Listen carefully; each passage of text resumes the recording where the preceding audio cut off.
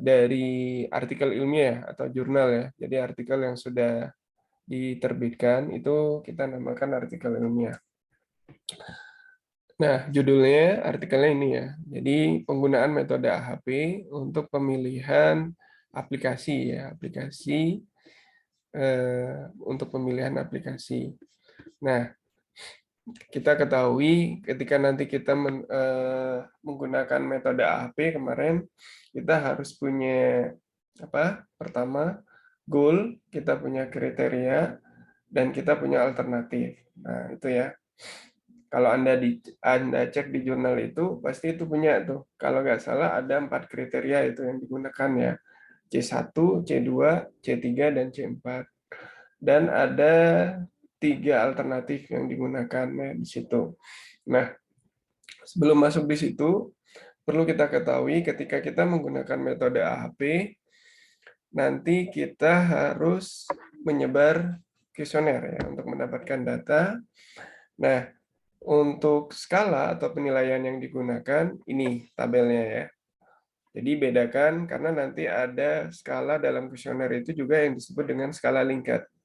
Tapi untuk metode AHP yang digunakan yaitu bukan skala itu ya, tapi kita sebut dengan skala Saati. Nilainya antara 1 sampai 9. Jadi ini tidak bisa diubah karena ini dari penemunya sudah ya, dari sananya sudah kita gunakan. Jadi patokan atau nilai yang kita gunakan itu 1 sampai 9. Jadi setiap nilai itu memiliki arti dan makna masing-masing ya. Memiliki 1 itu apa, 3 itu apa, 5 itu apa, 7 apa, 9 itu apa. Jadi dalam metode AHP itu kita membandingkan dua elemen. Elemen A dan elemen B kita bandingkan dan diberi penilaian 1 sampai 9. Misalnya ketika saya bertanya lebih penting mana ketika memilih laptop antara harga dengan spesifikasi. Kalau menurut saya sama-sama penting, berarti saya akan menjawab nilai sama dengan 1. Jadi berarti harga dan spek itu sama-sama penting bagi saya. Nah, atau ada pertanyaan lain. Lebih penting mana antara VGA dengan memori. Nah, karena saya mau menggunakan untuk program, untuk ngoding, berarti saya butuh memori yang lebih tinggi. Berarti bagi saya memori itu lebih penting daripada VGA. Nah, itu kembali lagi kan pada kebutuhan si penggunanya ya. Nah, jika lebih penting, kita harus tahu lebih pentingnya itu sedikit, lebih, ya sangat, atau memang benar-benar lebih penting. Nah, itu ya. Jadi kalau lebih, sedikit lebih, berarti itu 3 ya. Sedangkan 5 itu maksudnya adalah lebih penting. Dia di atas 3. 7 itu sangat penting, di atas 5. Sedangkan 9 itu adalah mutlak sangat penting. Jadi ada mutlaknya, ada sangatnya, baru kepentingannya. Jadi itu ya. Terus ada nilai di antaranya, yaitu 2, 4, 6, 8. 2 di antara 1 dan 3, berarti dia masih ragu-ragu menilainya. Ragu-ragu antara sama dan sedikit. Sedangkan 4 itu di antara 3 dan 5. Artinya apa? Sedikit dan lebih. Nah, itu ya. Misalnya saya ditanya oleh seseorang, lebih penting mana antara tadi ya, memori dengan VGA. Saya masih ragu, oh menurut saya sama penting dan sedikit lebih penting memori. Berarti saya jawab apa? Nilainya 2. Ya. Nah itu ya. Jadi kalau masih di antaranya, itu antara nilainya, itu kita bisa menggunakan 2, 4, 6, dan 8. Cuma diperhatikan lagi ya, di antaranya itu di antara apa? Di antara sedikit lebih penting, dengan lebih penting, atau lebih penting dengan sangat penting, berarti ada 6, atau sangat penting dan mutlak sangat penting, itu nilainya 8. Nah, itu hati-hati ya dalam penggunaan ini. Nah, ini wajib kita kuasai di dalam melakukan penelitian. Misalnya nanti Anda mau mengerjakan sebuah skripsi, mau mengambil mata outline penelitian ilmiah, bisa saja menggunakan sistem penunjang keputusan. Nah, bedanya kalau kita menyebar kuesioner, ini harus kita kuasai ya penilaian ini. Oke, silakan. Itu pengantar dari saya. Nanti bisa dipahami lagi. 1 itu apa, 3 itu apa, itu memiliki arti ya. Nah, ini adalah kriteria yang digunakan ketika memilih sebuah software. Nah, tadi ya. Yang pertama, ketika memilih sebuah software engineering atau software untuk apa ya, orang teknik lah, atau biasanya digunakan untuk apa ya, kayak ngoding, mungkin bisa digunakan seperti itu ya. Nah, yang pertama adalah jika melihat dari jurnal tadi, ya, artikel yang Anda download itu yang pertama adalah kriterianya hardware expandability. Maksudnya apa di sini? Hardware yang memadai ya. Jadi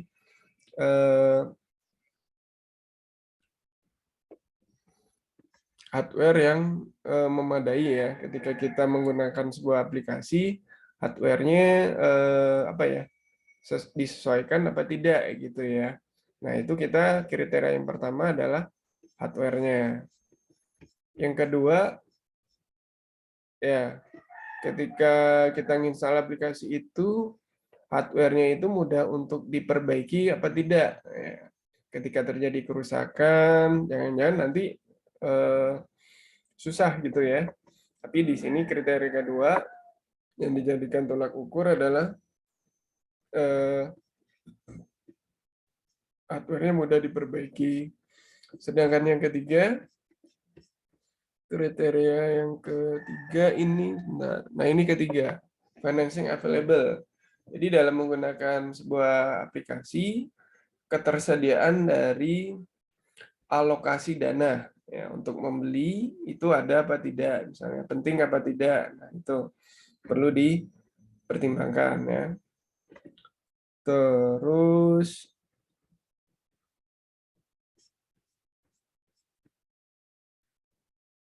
yang keempat, penggunaan dari aplikasinya itu, aplikasi yang ada itu yang sudah ada, mudah digunakan atau tidak. User friendly. User friendly di sini adalah maksudnya apa? Software yang ada itu mudah digunakan apa tidak. Jadi kita sebut dengan user friendly. Jadi ada 4 kriteria yang digunakan dalam memilih aplikasi. Alternatifnya apa? Alternatifnya ada 3, yaitu apa? A, B, dan C. Software-nya ada 3, cuma nggak disebutkan ya namanya. Ada A, ada B, dan ada C ya. Jadi silakan Anda catat, ada 4 kriteria, kriteria 1, kriteria 2, kriteria 3, kriteria 4. Dan alternatifnya ada 3. A, B, dan C. Software A, software B, software C. Ya, kita udah punya ya. Tujuannya tadi adalah memilih software yang terbaik, kriterianya ada 4, alternatifnya ada 3. Nah, itu sudah membentuk sebuah model namanya, model hierarki ya.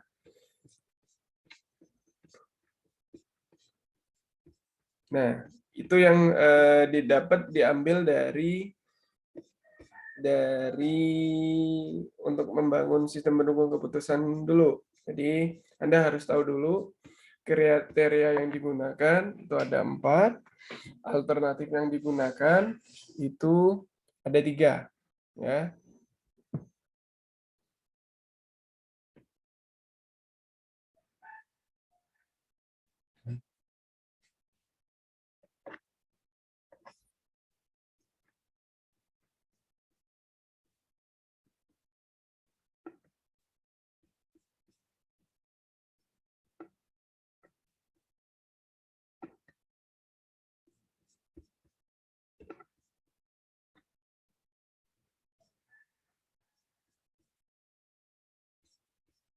Tadi sudah saya downloadin hitung-hitungannya ya di sini. Sebentar saya siapkan dulu perhitungannya.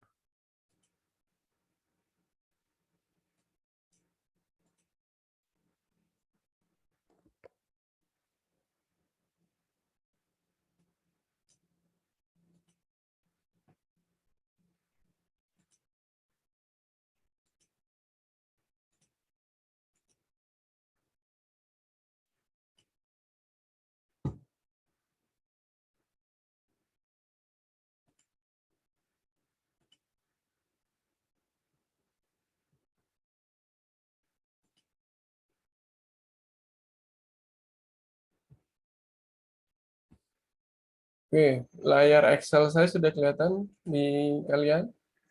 Sudah. Oke, jadi gini ya. Sebenarnya berawal dari kuesioner ya. Berawal dari kuesioner.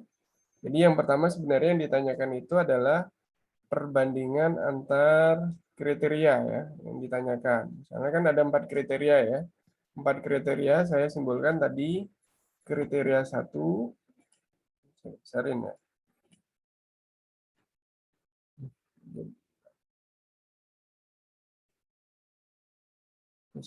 Nih. Ya, ada 4 kriteria ya kan dipakai dalam pemilihan software tadi ya. Ada kriteria 1, kriteria 2, kriteria 3, dan kriteria 4. Sama, jadi kita bikin matrik berpasangan namanya. Ya. Nah, di sini sebenarnya saya ambil nilai yang dari jurnal ya. Jadi misalnya gini, nilai yang elemennya sama itu tidak perlu dibandingkan. Langsung saja diberi nilai 1. Ya, ini misalnya C1 dengan C1, 1 ya. C2 dengan C2, 1 kan. C3 dengan C3 nilainya 1. C4 dengan C4 nilainya 1. Jadi misalnya Anda ditanya, kan nggak mungkin lebih penting mana antara memori dengan memori. Tidak mungkin ditanyakan kan. Ya, itu pasti eh, nilainya sama, 1 ya. Atau misalnya ditanya, pertanyaannya tidak selalu lebih penting ya. Kalau misalnya itu tentang sebuah makanan, berarti kan pertanyaannya redaksinya pasti nanti lebih enak mana gitu ya. Karena lebih enak mana antara apel dengan jeruk. Ya. Kalau pertanyaan yang nggak mungkin ditanyakan itu adalah lebih enak mana apel dengan apel, kan sama ya. Nah itu sudah pasti nilainya 1, ya, tidak perlu ditanyakan. Atau nilai sebaliknya, ketika kita sudah bertanya kepada orang, misalnya lebih enak mana antara apel dengan jeruk, tidak perlu kita nanyakan kepada orang yang sama, lebih enak mana jeruk dengan apel. Kan itu cuma membalik pertanyaan saja. Ya. Nah, itu ya. Jadi, misalnya tadi ya, kriteria satunya dia memiliki ya, kriteria 1 dengan kriteria 1 itu sama penting. Jadi kan ada nilai 1 sampai 9 yang bisa digunakan. Terus kriteria 1 dengan kriteria 2. Nah, ternyata si responden menjawab kriteria 1 5 kali lebih penting dari kriteria 2. Nilainya 5 ya. Berarti kalau 5 tadi apa? 3 sedikit, 5 berarti lebih penting. Sehingga apa? Kriteria 1 itu lebih penting daripada kriteria 2 katanya. Silakan Anda cek kriteria satunya apa tadi, kriteria 2-nya apa. Terus ada pertanyaan lagi. Lebih penting mana antara kriteria 1 dengan kriteria 3? Ternyata respondennya menjawab. Kriteria 1 3 kali lebih penting dari C3. Nah, berarti apa? Kriteria 1 sedikit lebih penting daripada C3. Bandingkan lagi terus ya, seperti itu. Kriteria 1 dibandingkan dengan kriteria 4. Ya, lebih penting mana? Dia menjawab. Kriteria 1 7 kali lebih penting daripada kriteria 4. Berarti apa? 7 sangat penting berarti. Sehingga kita bisa membaca kriteria 1 sangat penting jika dibandingkan dengan kriteria 4. Nah, lanjut pada kriteria 2. Ini sudah kita tanyakan ya. Saya kasih warna kuning ya, biar enak bedainnya. Terus kriteria 2. Nah, C2 dibandingkan dengan C1. Sudah nggak sebelumnya? Nah, ternyata kan sudah. C1 dibandingkan dengan C2. Sudah. Tidak perlu dipertanyakan lagi, langsung kita nilai. Berarti kalau nilai C1 dengan C2 itu adalah 5, tapi kalau dibalik C2 dibandingkan dengan C1, berarti itu adalah 1/5. Nah, itu ya. 1/5 ya. Berarti langsung aja kita isi 0,2. Nah, gitu ya caranya. 0,2 itu dapat dari mana? Terus kriteria 2 dibandingkan dengan kriteria 2. Sudah pasti sama ya, nilainya 1. Mungkin ya. Kriteria 2 dengan kriteria 3. Nah, belum dibandingkan kan sebelumnya. Nah, dia menjawab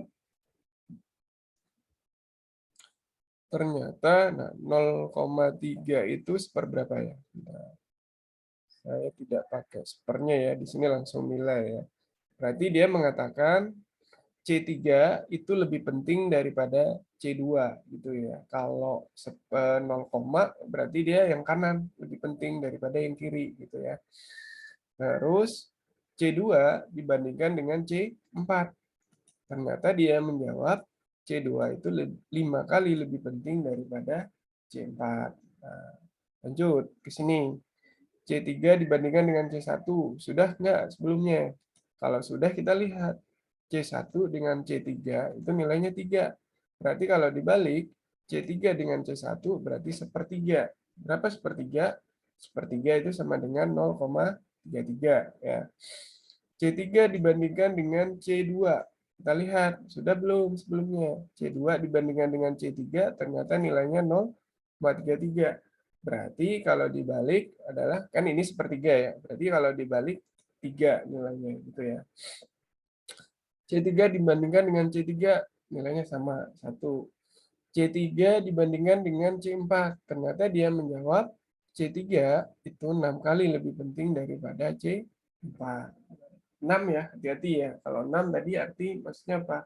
6 itu di antara 5 dengan 7. Berarti nilainya lebih penting dan sangat penting C7 daripada C3 daripada C4 gitu ya. 6 ini ya. Lanjut C4. C4 bandingkan dengan C1. Kita lihat C1 dengan C4 sudah dibandingkan belum? Ternyata sudah. Berarti tidak perlu kita tanyakan kepada responden, tinggal diisi aja. Berarti C1 dengan C4 kan 7, berarti C4 dengan C1 berarti sepertujuh. Sepertujuh sama dengan berapa? 0,14. Lanjut. C4 dengan C2. C4 dengan C2 sudah belum sebelumnya? Nah, C2 sudah dengan C4 dibandingkan 5. Berarti kalau dibalik C4 dengan C2 seperlima. Seperlima sama dengan 0,2. C4 dengan C3 sudah dibandingkan belum sebelumnya? Sudah, ternyata. Kita lihat. C3 dengan C4 itu nilainya berapa? 6 kan? Berarti kalau dibalik, C4 dengan C3 seperenam. Seperenam berapa? 0,17. Selanjutnya C4 dengan C4. Nah, C4 dengan C4 tidak perlu dibandingkan. Langsung aja kasih nilai 1. Nah, itu ya. Jadi itu cara membandingkan antar kriteria. Jadi kita harus punya matrik berpasangan namanya ini.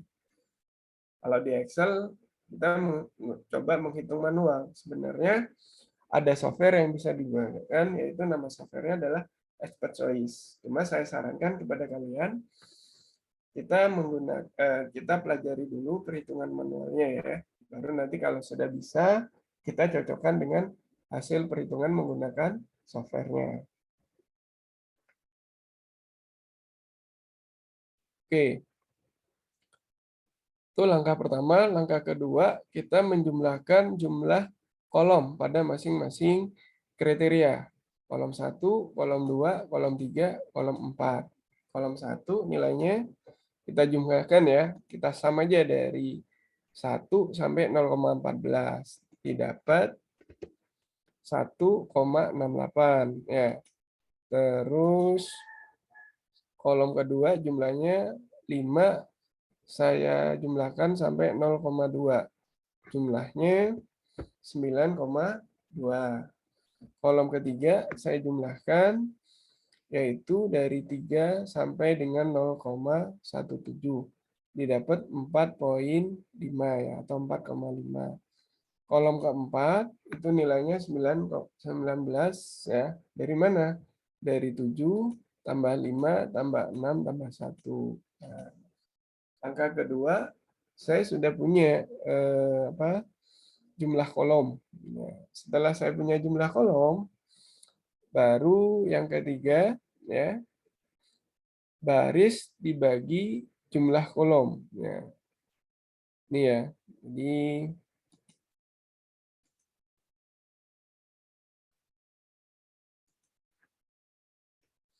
C4, ya, sebentar. Nah, ini baris dibagi jumlah kolomnya. Jadi, langkah kedua, kita cari. Ya, untuk mengisi ini dari mana nilainya? Ini dibagi jumlah kolomnya. Nah, jumlah kolomnya kan 1,68 tadi. 1 dibagi 1,68. Terus ke bawah begitu juga ya. 0,2 dibagi 1,68. Terus 0,3 dibagi 1,68 nilainya 0,20. Lanjut 0,14 dibagi 1,68 didapat 0,09. Kalau benar, itu ketika dijumlahkan semuanya dari 0,6 sampai 0,09 itu nilainya pasti 1 nanti. Kalau benar ya kalian. Oke, begitu juga untuk kriteria yang kedua. Kriteria kedua, pada kolom kedua, baris dibagi jumlah kolomnya.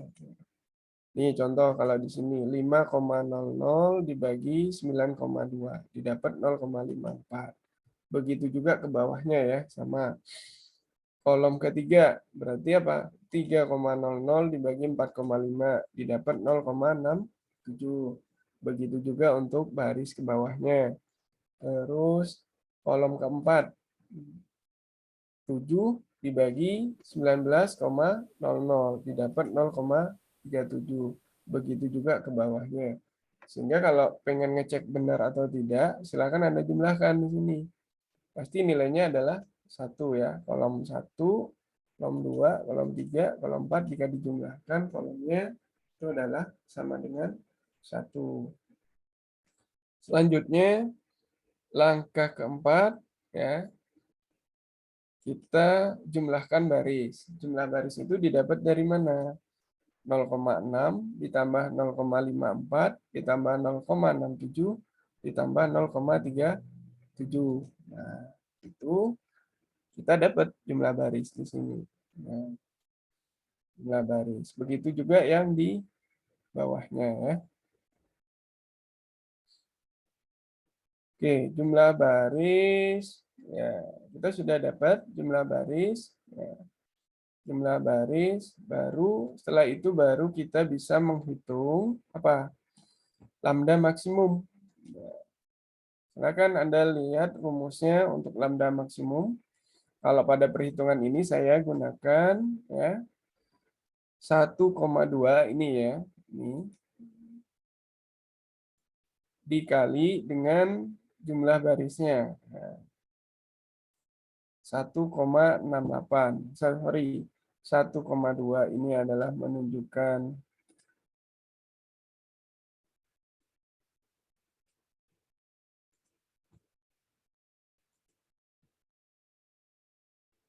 prioritasnya ya. Nah, prioritas ini didapat dari mana? Nah, prioritas ini atau bobot didapat dari mana?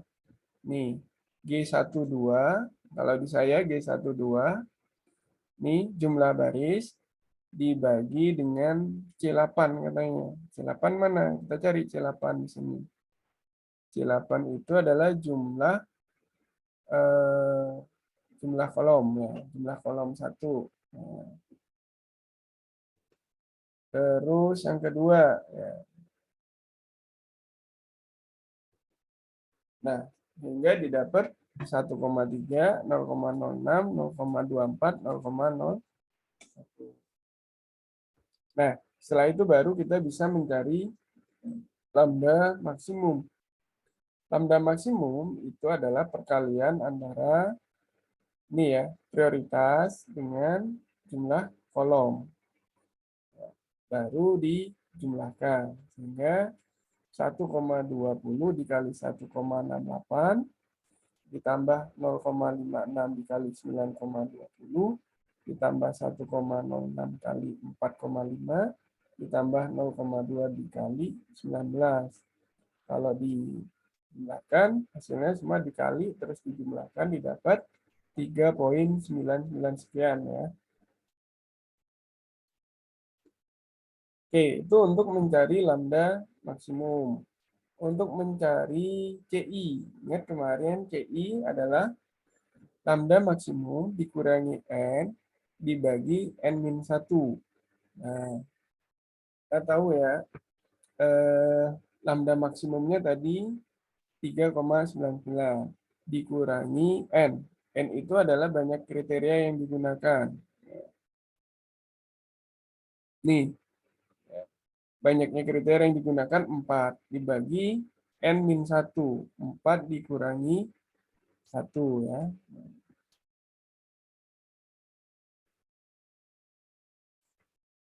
Lambda maksimum dikurangi N dibagi N-1. Nah, didapat min 0,00756. Ingat, nilai CI itu harus di bawah atau kurang dari 0,1. Kalau di atas 0,1 berarti itu tidak konsisten. Pertanyaannya harus diulang, nah, gitu ya. Terus untuk konsistensi rasio, ya.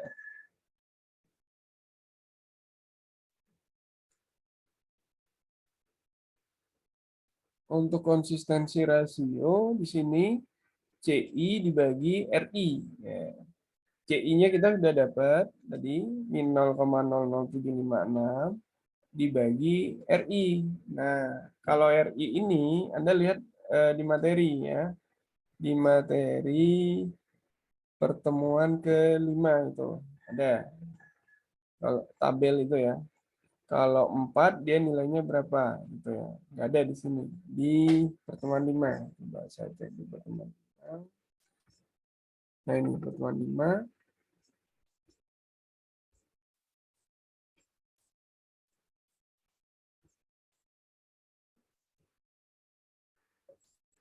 Pertemuan 5. Nah, ini. Ketika ukuran data yang digunakan adalah 4, RI-nya berapa? 0,9. Nah, ini di sini berapa? Nih, min 0,00756 dibagi 0,9. Sehingga didapat nanti nilai CR. CR itu sama dengan, sehingga nanti didapat nilai CR-nya adalah min 0,0084. Nah, itu ya. Itu baru satu. Kita mencari nilai antar kriteria. Setelah itu baru ya kita dapat ini namanya bobot ya. Kita dapat nilai bobot masing-masing dari kriteria. Setelah itu kita mencari pasangan alternatif pada kriteria satu. Ini saya sudah di sini.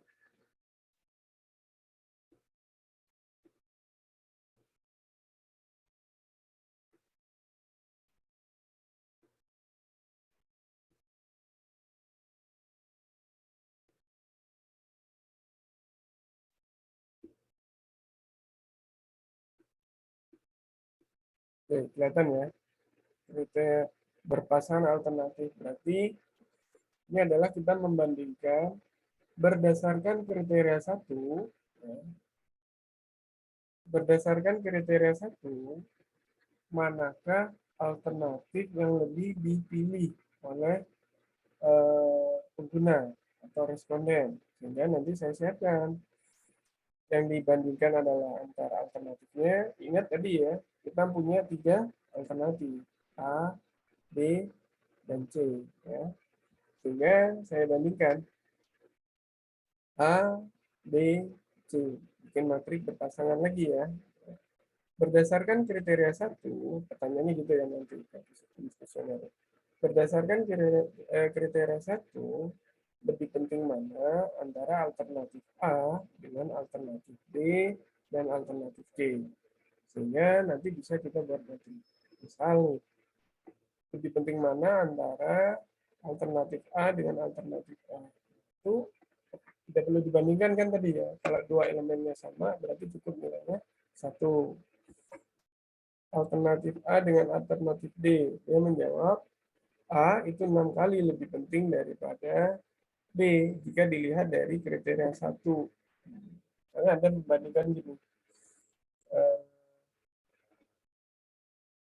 saya punya misalnya ya, membandingkan makanan cepat saji ya. Misalnya di situ ada restoran A dan restoran B. Dari segi kebersihan, saya mengatakan saya lebih memilih restoran A daripada restoran B. Tapi dari segi harga, bisa jadi saya memilih restoran B daripada restoran A. Nah, itu ya. Itu dilihat berdasarkan masing-masing kriteria. Ya. Jika dilihat pada masing-masing kriteria. Nah, belum tentu ya.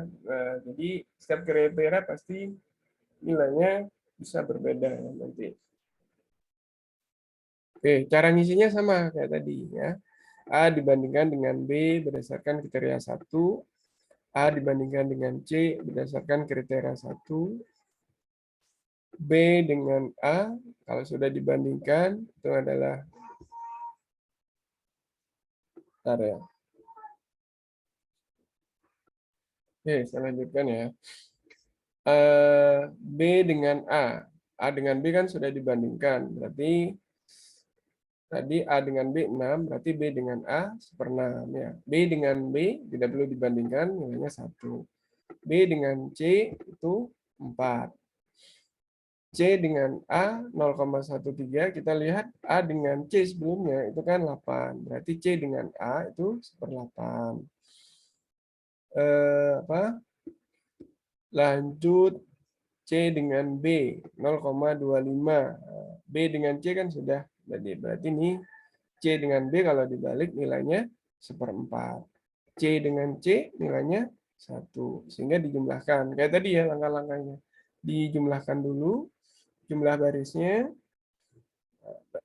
kolom A dijumlahkan, kolom B dijumlahkan, kolom C dijumlahkan. Setelah itu apa? Jumlah baris dibagi ini jumlah kolom didapat ini kan. Nah, 1 dibagi 1,29.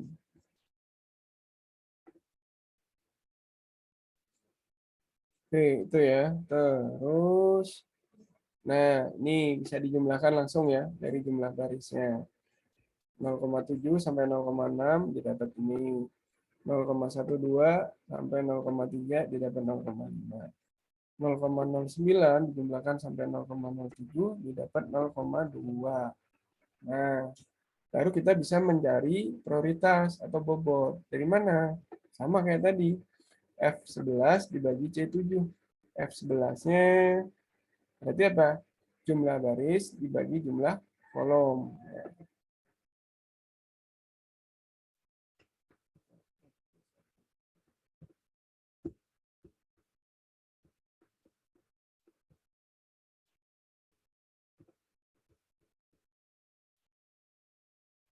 Terus,